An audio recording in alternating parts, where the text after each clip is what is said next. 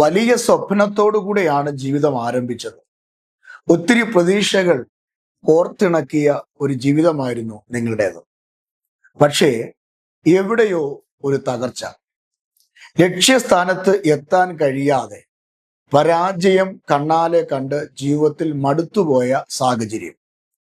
ഇന്ന് നിങ്ങൾക്കുള്ള ദൈവിക ദൂതാണ് പരിശുദ്ധ ആത്മാവ് നിങ്ങളോട് പറയുന്നത്. ജീവിതത്തിൽ സ്വപ്നങ്ങൾ കണ്ടിട്ടും ആ സ്വപ്നത്തിലേക്ക് പൂർത്തീകരണം പ്രാപിക്കാൻ കഴിയാതെ പോയത് മറ്റുള്ളവരല്ല, അതിന് കാരണം നാം തന്നെയാണ്.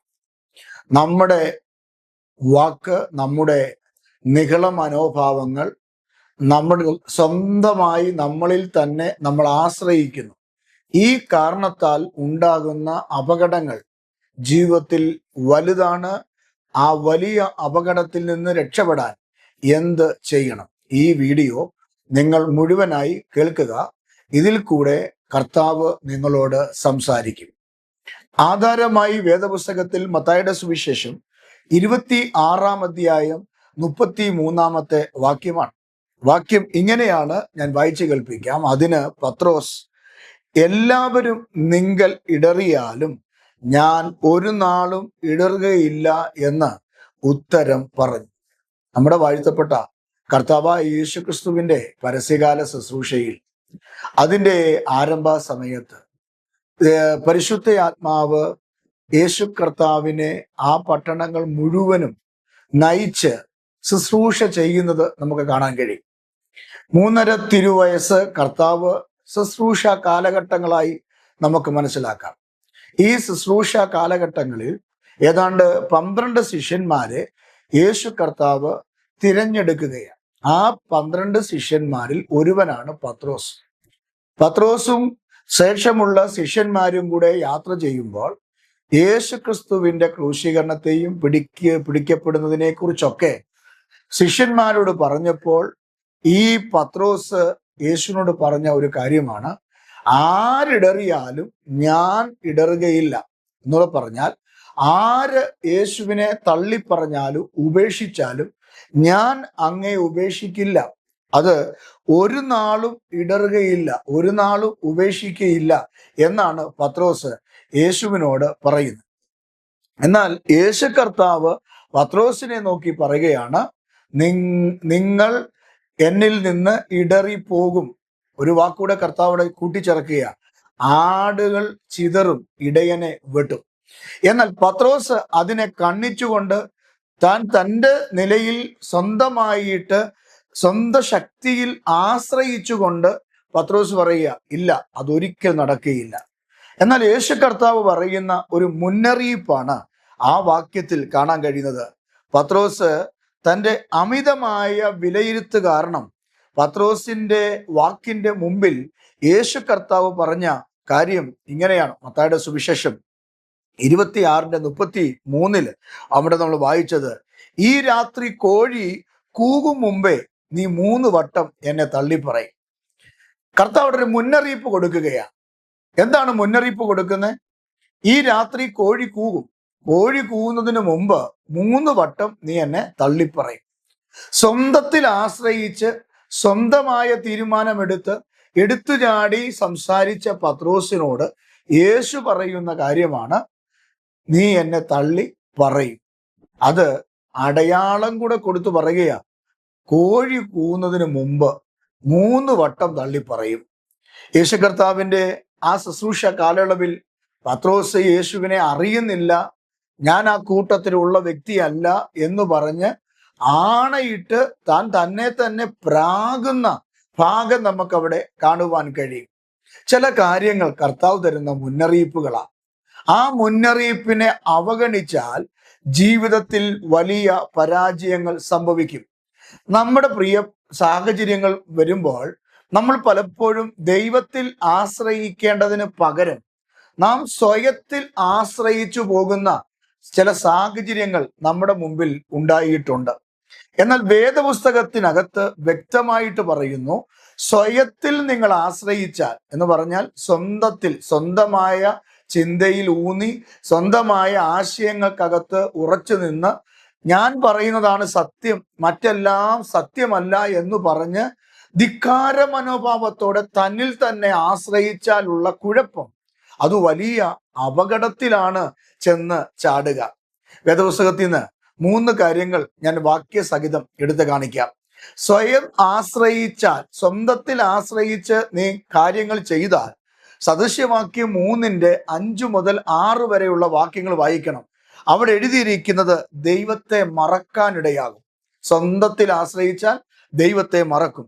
ഇരമ്യാവ് 17-ന്റെ 5-ൽ നമ്മൾ കാണുന്നുണ്ട്, സ്വന്തത്തിൽ നമ്മൾ ആശ്രയിച്ചാൽ അഹങ്കാരം നമ്മളിൽ വളരുവാനിടയാകും, മനോഭാവങ്ങൾക്ക് വ്യത്യാസമുണ്ടാകും, നമ്മൾ അഹങ്കാരികളായി, മലയാളത്തിൽ പറഞ്ഞാൽ അഹങ്കാരികളായി തീരും. താഴ്മയില്ലാത്ത, വിനയമില്ലാത്ത ഒരു ജീവിതം നയിക്കേണ്ട സാഹചര്യം വരും. 2 ദിനവൃത്താന്ത പുസ്തകത്തിലേക്ക് നിങ്ങൾ നോക്കൂ, 32-ന്റെ 7-ഉം 8-ഉം വാക്യം നിങ്ങൾ വായിക്കൂ. അവിടെ സ്വന്തത്തിൽ ആശ്രയിച്ച ഒരു വ്യക്തി തകർന്നു പോകുന്നതായിട്ട് കാണാൻ കഴിയും. പക്ഷെ തകർച്ചയിൽ നിന്നും വിടുതൽ കിട്ടണമെങ്കിൽ ദൈവത്തിൽ നിങ്ങൾ ആശ്രയിക്കണം. പലപ്പോഴും ജീവിതത്തിൽ തകർച്ച വരുന്നത് ദൈവത്തിന് കൊടുക്കേണ്ട സ്ഥാനം, ദൈവത്തിന് കൊടുക്കേണ്ട സമയം, ദൈവത്തിന് കൊടുക്കേണ്ട അവസരം നമ്മൾ കൊടുക്കുകയില്ല. പകരം നമ്മൾ നമ്മുടേതായ ചിന്തയ്ക്ക് നമ്മൾ മുമ്പോട്ട് പോകുകയാണ്. അത് നിമിത്തം നമ്മുടെ ജീവിതത്തിൽ വൻ പരാജയങ്ങളാണ് സംഭവിക്കുന്നത്. പ്രിയപ്പെട്ടവരെ, നമ്മുടെ ജീവിതത്തിൽ നാം സ്വപ്നത്തിൽ തുടങ്ങിയ, സ്വപ്നം കണ്ട ആ അനുഗ്രഹം നമ്മളിലേക്ക് വരണമെങ്കിൽ, നമ്മൾ അതിനകത്ത് ഒരു അഭിവൃദ്ധി പ്രാപിക്കണമെങ്കിൽ, ഒരു വിടുതൽ പ്രാപിക്കണമെങ്കിൽ, നാം നമ്മിലോ, നമ്മുടെ പണത്തിലോ, നമ്മുടെ വിദ്യാഭ്യാസത്തിലോ, നമ്മുടെ വാക്കു ചാതുര്യങ്ങൾക്കോ, നമ്മുടേതായ ചിന്തകൾക്കോ മൈൻഡുകൾക്കോ വിധേയപ്പെടാതെ ദൈവത്തിൽ നിങ്ങൾ ആശ്രയിക്കുകയും ദൈവത്തിൽ നിങ്ങൾ വിധേയപ്പെടുകയും വിനയപ്പെടുകയും ചെയ്യുമ്പോൾ ദൈവം നിങ്ങളുടെ സ്ഥിതികൾക്ക് വ്യത്യാസം വരുത്തും. ഇവിടെ കർത്താവ് പത്രോസിന് മുന്നറിയിപ്പ് കൊടുക്കുകയാണ്. ആ മുന്നറിയിപ്പാണ് കോഴി കൂവുന്നതിന് മുമ്പ് നീ എന്നെ 3 വട്ടം തള്ളിപ്പറയും എന്ന്. ഇതേ അർത്ഥത്തിൽ യേശു കർത്താവ് മറ്റൊരു സാഹചര്യത്തിൽ ഈ പത്രോസിനും കൂട്ടർക്കും മുന്നറിയിപ്പ് കൊടുക്കുന്നുണ്ട്. ഗെത്സമന തോട്ടത്തിൽ പ്രാർത്ഥിക്കുവാനായി ഈ പത്രോസും ശേഷം 2 ശിഷ്യന്മാരും യേശുവിന്റെ കൂടെ യാത്ര ചെയ്ത് ഗെത്സമന തോട്ടത്തിലെത്തി.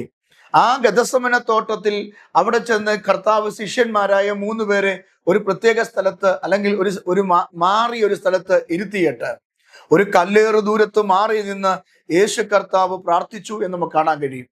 എന്നാൽ പ്രാർത്ഥന കഴിഞ്ഞ് തിരിച്ചു വന്നപ്പോൾ യേശു കണ്ടത് തന്നോടൊപ്പം പ്രാർത്ഥിക്കാനായി മലയിൽ കയറി വന്ന, അല്ലെങ്കിൽ ഈ തോട്ടത്തിൽ വന്ന ശിഷ്യന്മാര് ഉറങ്ങുന്നതാണ് കാണേണ്ടതായത്. ഉറങ്ങുന്നതായ ശിഷ്യന്മാരായ ഈ 3 പേരോട് കർത്താവ് അവിടെയും ഒരു മുന്നറിയിപ്പ് കൊടുക്കുകയാണ്. എന്താണ് മുന്നറിയിപ്പ് കൊടുക്കുന്നത്? ആ മുന്നറിയിപ്പ് ഇങ്ങനെയാണ്. ആമേൻ. ശിഷ്യന്മാരുടെ യേശു പറഞ്ഞു, പരീക്ഷയിൽ അകപ്പെടാതെ ഇരിപ്പാൻ ഉണർന്നിരുന്ന് പ്രാർത്ഥിക്കുക. മത്തായി 26:41.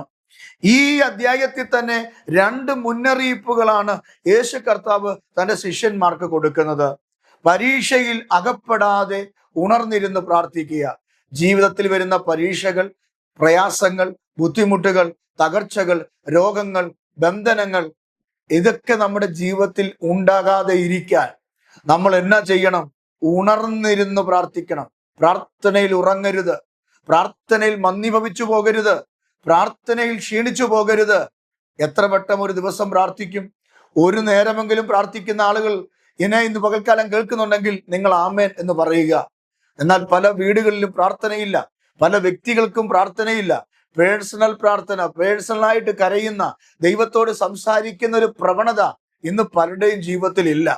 മനുഷ്യൻ നെട്ടോട്ടം ഓടുക, ജീവിക്കണം, 10 പൈസ ഉണ്ടാക്കണം, മക്കളെ പഠിപ്പിക്കണം, കുടുംബം ഉണ്ടാക്കണം, ഇതിനു വേണ്ടി ഇങ്ങനെ നടക്കുകയാണ്. എന്നാൽ ദൈവവുമായിട്ട് യാതൊരു ബന്ധവുമില്ല, സ്വർഗവുമായിട്ട് യാതൊരു ബന്ധവുമില്ല.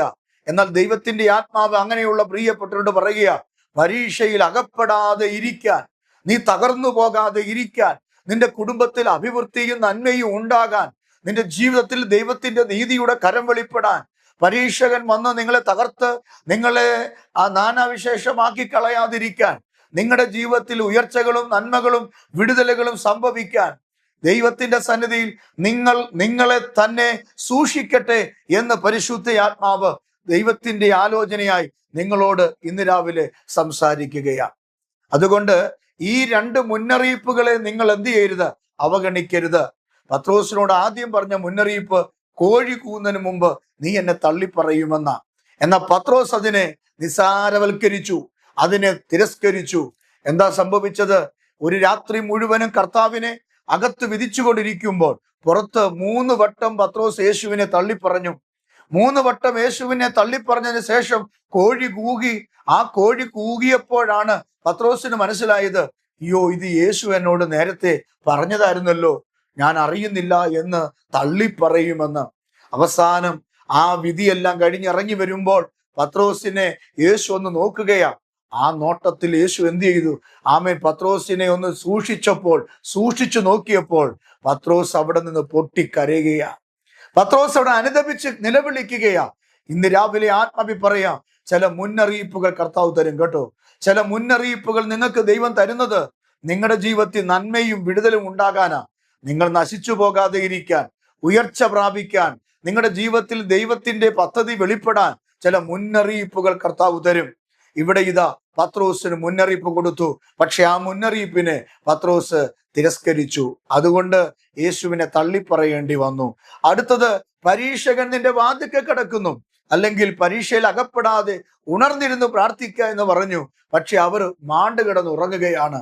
ആ ഉറക്കത്തിൽ നിന്ന് എഴുന്നേറ്റവർ കണ്ടത് പടയാളികൾ കുന്തവുമായി, ചേവകരുമായി, പുരോഹിതന്മാരുമായി ആ അരണ്ട വെളിച്ചത്തിൽ വന്ന് യേശുവിനെ പിടിച്ചുകൊണ്ടു പോകുന്നതാണ് കാണാൻ കഴിയുന്നത്.